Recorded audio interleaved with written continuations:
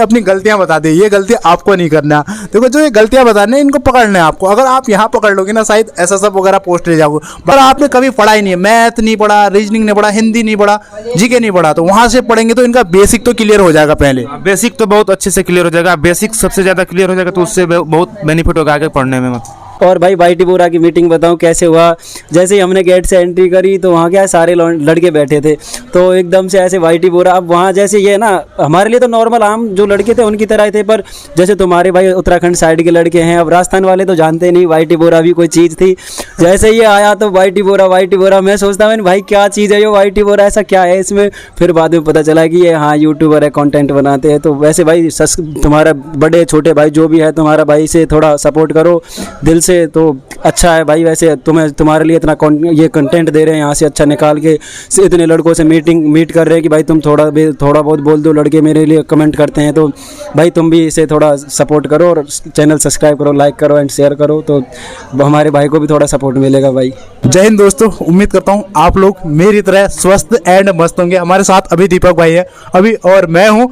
तो आज आपको रणनीतियाँ थोड़ी बहुत बताएंगे किस तरीके करनी है। आप लोगों की बहुत सारी डिमांड आ रही है बुक कौन सी बुक से पढ़े। कई ऐसे भी फ्रेशर है एकदम जीरो लेवल पे, वो भी पूछ रहे हैं, और बाकी मॉक टेस्ट का भी पूछ रहे हैं कि कहाँ से मॉक टेस्ट वगैरह, जैसे बंगाल से भी आए थे ऑफलाइन मॉक टेस्ट कहाँ से थे। इस तरीके सारा कुछ बताने वाला है। देखो गाइस, अभी तक आपने वीडियो को लाइक नहीं किया तो फटाफट वीडियो को लाइक कर दिया, चैनल को सब्सक्राइब कर दिया, क्योंकि यहाँ पे आपको ऑथेंटिक जानकारी मिलती है। देखो अभी तक आप टेलीग्राम चैनल पे नहीं जुड़े तो जल्दी से जुड़ जाएगा, लिंक डिस्क्रिप्शन बॉक्स में, या आप सर्च कर सकते हो जो हमारा यूट्यूब चैनल का नाम है वाईटी बोरा, ऐसे सर्च करेंगे तो मैं इजीली मिल जाऊंगा। देखो अब बुक की बात कर लेते हैं, किस तरीके से आपको बुक लेनी है। पर्सनली बुक जैसे मैथ, रीजनिंग, जीके और हिंदी, इसके अलावा इंग्लिश तो हमारी जीरो है, तो इंग्लिश का उतना बता नहीं पाएंगे। देखो इंग्लिश का कोई मिलता है तो उससे बात कर लेंगे, फिर वो भी इंटरव्यू वीडियो का भी शूट कर लेंगे।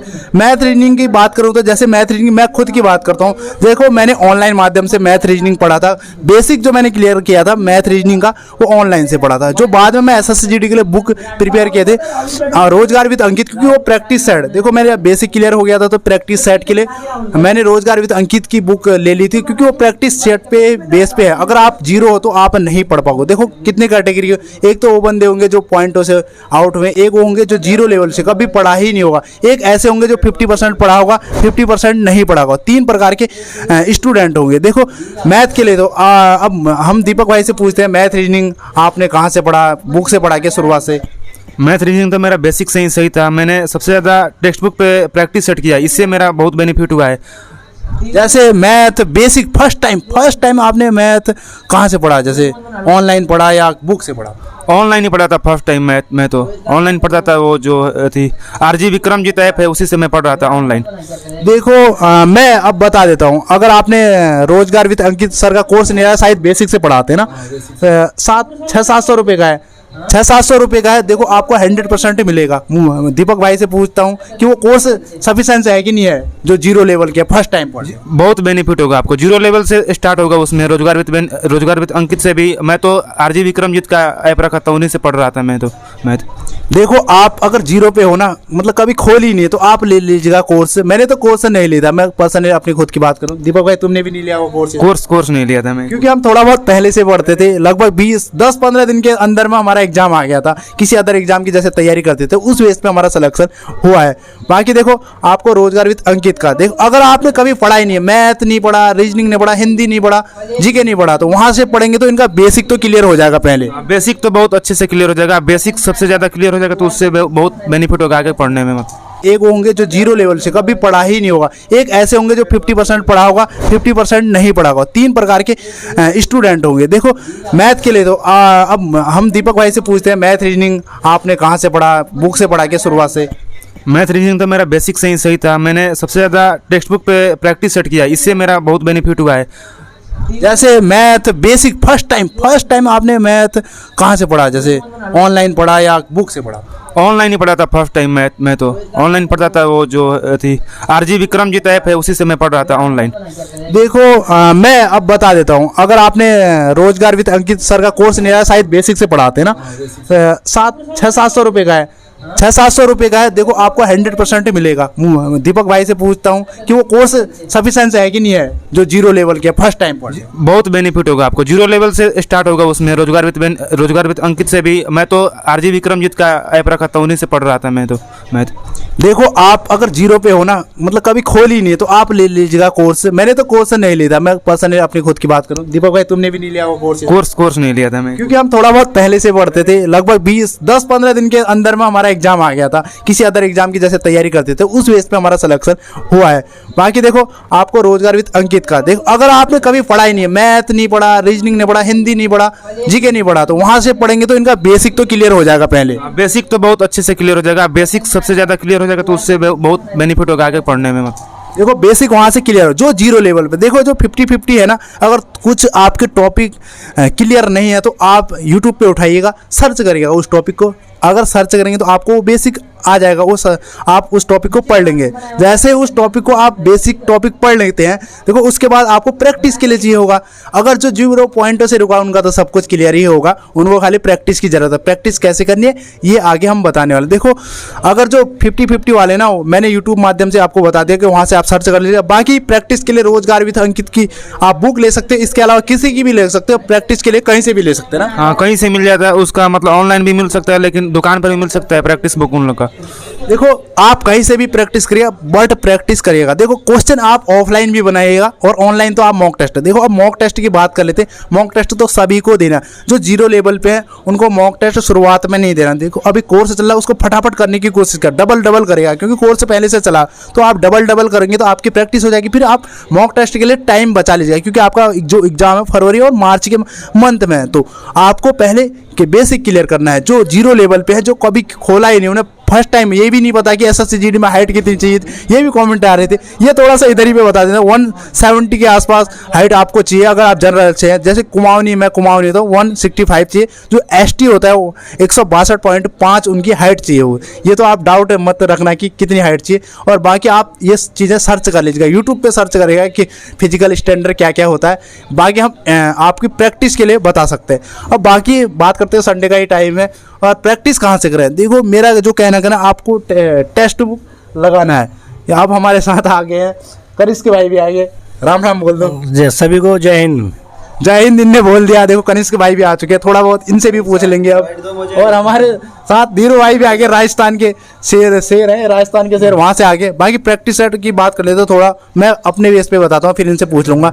मैंने जो भी प्रैक्टिस सेट दिया ना, SSCGD और अदर एग्जाम के लिए मैंने टेक्स्ट बुक फॉलो किया। जैसे सब्जेक्टेड वाइज वहाँ पे होते तो वो भी लगाए मैंने, और रोजगार विद अंकित का जो वीकली टेस्ट आता था उस पर लगाया था। तो आपको भी ऐसे ही करना है, पहले अपने सब्जेक्ट भी क्लियर। अगर आपकी जीके कमजोर है ना, तो छोटे छोटे सब्जेक्ट क्लियर करने हैं, फिर मॉक टेस्ट देना। मॉक टेस्ट में देते रहोगे तो अच्छा स्कोर कर पाएंगे। देखो अब बात कर लेते हैं कनिष्क भाई से। कनिष्क भाई जैसे मॉक टेस्ट वगैरह आपने कहाँ से दिए, बाकी बुक थोड़ा बहुत बुक के बारे में बताएगा कि आपने पढ़ा कैसे। जब फर्स्ट टाइम पढ़ा होगा बेसिक में, तो फर्स्ट टाइम तो आप सीखे नहीं होगे, या ऑनलाइन पढ़ा, या किताबों से पढ़ा, या कोचिंग के माध्यम से पढ़ा। मैंने फर्स्ट टाइम जब मैथ पढ़ा तो SD यादव की बुक थी मेरे पास, मैंने उसी से पढ़ा, लास्ट तक उसी से पढ़ा। फिर बाद में मैंने राकेश यादव सर का मैथ का कोर्स लिया था, उनसे पढ़ा था। जब मैंने बेस अपना उसी से कर लिया था। रीजनिंग की KP सिंह की बुक आती है, उससे की थी स्टार्टिंग से। वैसा तो फिर बाद में प्रैक्टिस सेट वगैरह लेता था, उसी से सही हो गई थी। प्रैक्टिस सेट से ही सही होगी आपकी रीजनिंग। और प्रैक्टिस सेट तो वही देता था मैं, टेक्स्ट बुक पे ही फ़ायदा है उसमें। अगर तुम SSC लेवल की तैयारी कर रहे हो तो टेक्स्ट बुक के ही बेटर है तुम्हारे लिए। रोजगार विद अंकित के थोड़े हार्ड हो जाते हैं, उसमें GS वगैरह थोड़े हार्ड पूछते हैं, और मैथ भी ठीक ठाक रहती है उसमें। तो नंबर नहीं आ पाते तो बच्चे का मनोबल टूट जाता है। अब धीरू भाई से थोड़ा बहुत पूछ लेते हैं। धीरू भाई बाकी बताएंगे कि कहाँ से इन्हें टेस्ट वगैरह दिए। धीरू भाई कहाँ से टेस्ट वगैरह देते थे? सबसे पहले तो सभी भाइयों को मेरा राम राम, खम्मा गणिसा। मैं राजस्थान से हूँ। पहले मैं बताता हूँ, जैसे भाई कनिष्क भाई ने बताया था कि रोजगार विद अंकित टेस्ट के थोड़े हार्ड हो जाते हैं, लड़कों का मनोबल टूट जाता है। देखो ये सब अपनी अपनी सोच होती है। जैसे मैं मेरी बताता हूँ खुद से, मैंने टेक्स्ट बुक से टेस्ट दिए। टेक्स्ट बुक से जैसे मैंने टेस्ट दिए तो मेरे टेक्स्ट बुक में नंबर बहुत अच्छे आते थे, इतने अच्छे आते थे कि ज़्यादा ही ओवर कॉन्फिडेंस हो जाता था मैं कभी कभी। फिर मैं जैसे ये देता था मैं रोजगार विद अंकित के, तो थोड़ा मेरे काम आता। तो मैं ना उस चीज़ उससे हम डिमोटिवेट नहीं होना चाहिए। जैसे हमारे नंबर रोजगार विद अंकित में कम आ रहे तो डिमोटिवेट मत हो, तुम सोचो कि यार मुझ में कहाँ कमी है कि मेरे इसमें नंबर कम आए हैं और टेस्ट बुक मेरे अच्छे आए हैं। तो कहीं ना कहीं तुम ऐसे मत सोचो कि जैसे रोजगार विद अंकित हार्ड बनाता, हार्ड कुछ नहीं बनाता भाई, हार्ड हमारा मन का होता है। जैसे तूने देने से पहले ही सोच लिया कि रोजगार विद अंकित हार्ड बनाता है, ऐसा कुछ नहीं भाई। मैंने खुद ने रोजगार विद अंकित से तैयारी करी है। मैं मेरी बताता हूँ, मैंने सबसे पहले कि मैंने कहाँ से तैयारी करी थी। मेरे पास मैंने पर्सनल वैसे हमारे वहाँ कोचिंग थी तो मैंने वो कोचिंग करी, उसके नोट्स पढ़े, फिर नोट्स पढ़ने के बाद मैंने वो सबसे पहले मॉक टेस्ट भी लगाए थे। पर सबसे जो बढ़िया चीज़ है, सबसे जो मुझे अच्छी लगा कि तुम्हारे जो नोट्स है पर्सनल, तुम बार बार उन्हें ही रिवीजन करो, ना कि इधर उधर भटको। जैसे तुमने आज ये किताब पढ़ ली, आज वो किताब पढ़ ली, उससे तुम्हें कोई फायदा में नहीं मिलेगा भाई।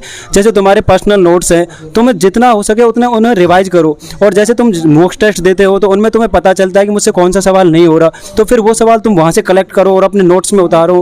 वो सारी चीज़ें मतलब इकट्ठा करो। तुम ऐसे नहीं कि नोट्स ही नोट्स फेरो, वो भी फेरो, पर सब कुछ अपने ऐसे करो कि भाई हाँ यहाँ से मेरा प्रॉपर अब अच्छा हो चुका है। जैसे मुझसे ये सवाल पहले नहीं हो रहे थे, जो सवाल तुमसे नहीं हो रहे उन्हें उल्टा ज़्यादा बनाओ। ऐसा नहीं कि उनको तुम छोड़ दो, नहीं ऐसा कुछ नहीं भाई। सब कुछ ना मेंट सब कुछ बराबर करके चलेगा।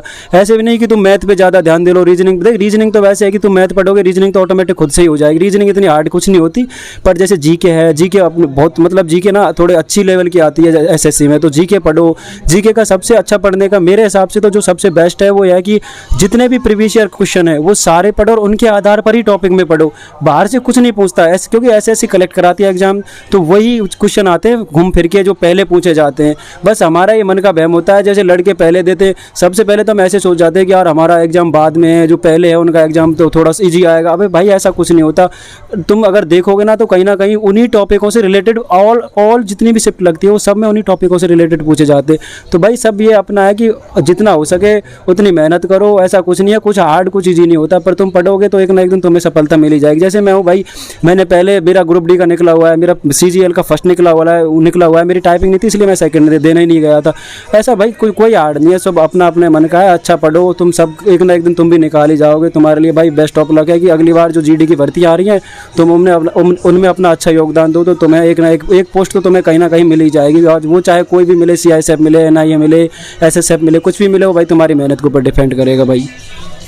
वीरू भाई ने बहुत अच्छे से एक्सप्लेन किया। देखो हार्ड कुछ भी नहीं होता, ये भी बात अच्छी है। अगर आप पहले से हार्ड मान लोगे तो फिर आपके मन में बहन में यार मेरा तो ये नहीं हो रहा है, मैं कैसे करूंगा, तो आपको नहीं मानना है। थोड़ा थोड़ा धीरे धीरे लगेगा। अगर आप उस सब्जेक्ट को क्लियर करते जाओगे तो फिर आसान लगेगा। हम भी जब शुरुआत में थे तो हमें भी ऐसा लगता था, कोई लोग समझाते थे, कई नहीं समझाते, बट जो समझाते जैसे धीरू भाई ने बताया, कनिष्क भाई ने बताया, इनकी बातों को आपको सुनना है। बाकी आप बुक की बात कर रहे थे, जैसे हमने मैथ रीजनिंग के लिए बता दिया था। अब नॉर्मली रीजनिंग के लिए तो आप रोजगार भी तो अंकित की भी उठा सकते हो, बाकी प्रैक्टिस सेट किसी का भी उठा सकते हो जैसे आपको करना है। बाकी हिंदी की बात करूं, मैंने तो रोजगार भी तो अंकित सर की हिंदी ली थी तो उससे पूरा हो गया था, लगभग पूरा क्लियर हो गया था। बाकी जीके की बात करूं, जीके भी जो रोजगार भी तो अंकित उसी बुक से मैंने प्रैक्टिस की थी। जैसे धीरू भाई ने आपको बताया कि प्रीवियस ईयर देखना जरूर है। जो रोजगार भी तो अंकित की ना प्रैक्टिस सेट बुक थी एसएससी जीडी के लिए, वो प्रीवियस ईयर पे ही बनी थी। बाकी मेरा तो ये एक्सपीरियंस रहता। बाकी कनिष्क भाई से पूछते कि हिंदी और जीके के लिए ये जैसे प्रैक्टिस कैसे करें, बुक से करें, कौन सी बुक से करें? मैंने हिंदी और जीके तो वैसे पढ़ी नहीं, आदित्य पब्लिकेशन की एक बुक आती है हिंदी की, उसी से पढ़ी थी मैंने हिंदी, उससे पढ़ लोगे आराम से हो जाएगा। उसके बाद फिर मैंने प्रैक्टिस सेट ही आते हैं, नवीन सर कराते थे उस टाइम पे, अब तो शायद कोई और सर कराते हैं वहाँ पे RW पे, उन्हीं से प्रैक्टिस सेट लिए थे बस। और मैटर ही प्रैक्टिस सेट ये नहीं करता कि आप कहीं से भी दे रहे हो, प्रैक्टिस सेट में नंबर मैटर नहीं करते, आपकी रैंक मैटर करती है। रैंक होनी चाहिए। कोई हार्ड होता तो उसमें रैंक भी तो आपकी डाउन होगी ना। आप नंबर मत देखो कि हाँ मेरे नंबर आए, डिमोटिवेट हो जाए उस चीज़ से। बस रैंक मैटर करती है खाली प्रैक्टिस सेट में। अब धीरू भाई थोड़ा सा बताएंगे जैसे हिंदी और जीके के लिए किस तरीके से बुक लेनी चाहिए और कहाँ से पढ़े थे धीरू भाई हिंदी और जीके? अरे कुछ नहीं भाई, मैं मेरा बताऊँ, देख मैं तो ऐसे था, मैं मस्ती में भी नंबर 1 था और जब पढ़ता था तो पढ़ता भी ऐसे था कि हाँ अब पढ़ना ही। ऐसे नहीं कि जैसे मैं सीरियस हो गए कुछ मत पढ़ो, सब अपना ऐसे करो कि देख दिन में घूमो फिरो मस्तियाँ करो, पर इतनी मस्तियाँ पे मत करो कि तुम पढ़ाई की लाइन से ही हट जाओ और मस्तियाँ को ज़्यादा ही करने लग जाओ। मैं मेरा बताऊँ भाई कि मेरे साथ क्या हुआ। एग्जाम देने की बात बताऊँ, मैं एग्जाम हॉल में गया, एकदम माइंड फ्रेश था, ऐसे एग्जाम हॉल में गया जैसे आगे अब की बार तो पेपर फोड़ना ही है, चाहे कुछ भी कैसा भी आ जाए। मैंने सबसे पहले अपनी मैथ उठाई थी भाई मैथ इतनी भयंकर करी थी कि यार तुम पूछो मत। मतलब मेरे पास मेरे एक क्वेश्चन मेरा हुआ नहीं, 19 क्वेश्चन थे, वो 19 के 19 क्वेश्चन मतलब मैंने करीबन शायद 15-17 मिनट में मैथ कर दी थी। फिर उसके बाद मुझे उठाना था रीजनिंग करी, रीजनिंग में थोड़ा टाइम लगा, रीजनिंग में मैथ से भी ज़्यादा टाइम लगा था, वो भी हो गया था। फिर उसके बाद में मेरा इसका आया जीके का जितना भी क्वेश्चन आते मेरे 14 क्वेश्चन मैंने किए थे, समथिंग दैट 16 मेरे 14 क्वेश्चन सही थे जीके के ऑल मतलब। फिर भाई लास्ट में मेरी बची हिंदी। अब इतना कॉन्फिडेंस आ गया, इतना कॉन्फिडेंस कि वो साला ओवर कॉन्फिडेंस हो गया। अब उसमें चक्कर ये पड़ा भाई कि मैंने ना पूरी मैथ पूरी सही कर दी, रीजनिंग पूरी सही कर दी, जीके पूरी सही कर दी। अब हिंदी की बारी आई, हिंदी भी वहाँ तो सोचा कि पूरी सही हो गई क्योंकि एक कॉन्फिडेंस ना अलग ही लेवल का आ गया था। बट जब आंसर की आई तब मैंने मिलाया तो मेरे मैथ के पूरे 19 के 19 सही थे, रीजनिंग में मेरे 14 सही थे, और वो इंग्लिश जीके में मेरे 14 सही थे, रीजनिंग में समथिंग दैट 19 रीजनिंग में सही थे। फिर आई जीके की बारी लास्ट में, मैंने हिंदी की सॉरी मैंने सोचा कि हिंदी में हाँ भाई सब कुछ ठीक ही होगा, अब तो इतने अच्छे नंबर आए तो हिंदी में तो अच्छे नंबर आएंगे ही आएंगे। लास्ट में जब हिंदी में आंसर की देखी तो भाई 12 नंबर बैठे। तो तुम सोचो यार कि 12 नंबर किससे कहते हैं। और जब मैं मॉक टेस्ट देता था मेरे 40 में से 40 38 नंबर आते थे। 12 क्वेश्चन मतलब 24 नंबर आए थे। तो तुम सोचो यार हिंदी का कोई लेवल नहीं था उसमें, मेरे 12 क्वेश्चन सही है। अगर आज मेरे उसमें नहीं आते, इतना कॉन्फिडेंस नहीं होता तो आज ITBP थोड़ी होती है, SSF कुछ ऐसी मिलती भाई। पर यह है कि जो किस्मत होता है वो मिलता है। मैं इससे भी दुखी नहीं हूँ, जो भी है पहले बेरोजगार था, अब कम से कम कुछ रोजगार तो है, और अपने अंदर कुछ होगा तो फिर आगे कुछ एग्जाम निकाल ही देंगे, ऐसा कोई नहीं भाई। तुम भी तैयारी करते रहो। और ये YT बोरा भाई इनकी सैलरी वैलरी सब आ गई, हम बस ऐसे ही हैं यार, अभी हमारी सैलरी भी नहीं आई। पर सोचते हैं एक साथ आ जाए तो उसका कुछ अलग ही मजा आएगी। जैसे इनके पास आए 34,000 और हमारे पास सैलरी आई 1.5 लाख 2 लाख, तो इनको जलाने का अलग ही मजा आएगा उस टाइम पे भाई।